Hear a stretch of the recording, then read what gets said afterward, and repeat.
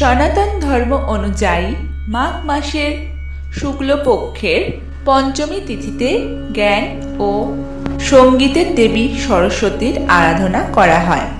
প্রচলিত বিশ্বাস অনুযায়ী এই বিশেষ তিথিতেই দেবীর উৎপত্তি হয়েছিল, তাই এই দিন ঘরে ঘরে বিদ্যা দেবীর পুজো প্রচলিত। 2026 সালের সরস্বতী পুজোর সঠিক তারিখ ও শুভক্ষণ নিয়ে অনেকের মনে বিভ্রান্তি থাকলেও সঠিক পঞ্জিকা মতে শুভ মুহূর্তটি জেনে নেওয়া যাক। 2026 সালের পঞ্চমী তিথি শুরু এবং শেষ হওয়ার সময়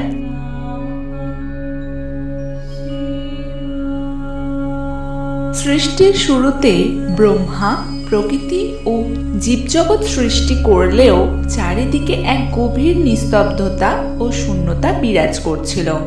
এই নিস্তব্ধতা দূর করতে ব্রহ্মা তার কমণ্ডলের জল ছিটিয়ে এক অপূর্ব সুন্দরী দেবীর আবাহন করেন। চতুর্ভুজা এই দেবীর হাতে ছিল বীণা, পুস্তক, অক্ষমালা ও অন্য হাতটি ছিল বরমুদ্রায়।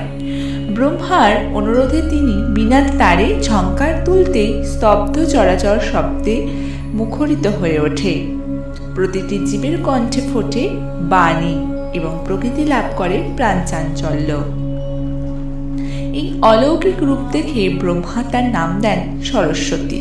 তিনি জ্ঞান, বুদ্ধি ও সঙ্গীতের অধিষ্ঠাত্রী দেবী হিসেবে বাগেশ্বরী, শারদা ও বীণাবাদিনী নামেও পূজিত হন। পুরাণ মতে মাঘ মাসের যে শুক্ল পঞ্চমী তিথিতে ব্রহ্মার মানস কন্যা রূপে তার আবির্ভাব ঘটেছিল, সেই পবিত্র দিনটি বসন্ত পঞ্চমী হিসেবে পরিচিত। দেবীর এই জন্মতিথিতেই প্রতি বছর স্কুল, কলেজ ও ঘরে ঘরে নিষ্ঠার সঙ্গে বাগদেবীর আরাধনা ও পুষ্পাঞ্জলি দেওয়া হয়। এবার আমরা জেনে নেব সরস্বতী পুজোয় কি কি দ্রব্য সামগ্রী লাগে।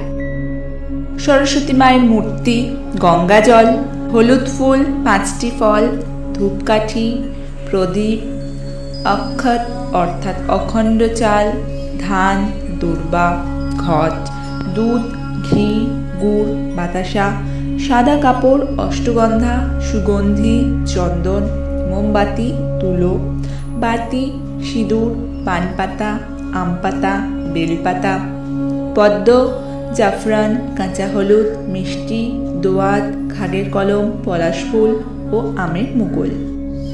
এবার আমরা সরাসরি চলে যাব সরস্বতী পুজোর পুষ্পাঞ্জলি মন্ত্রে। জয় জয় দেবী চরাচর সারে, কুচযুগ শোভিত মুক্তাহারে, বীণা রঞ্জিত পুস্তক হস্তে, ভগবতী ভারতী দেবী নমঃস্তুতে। নমো ভদ্রকাল্যৈ নমো নিত্যং সরস্বত্যৈ নমো নমঃ।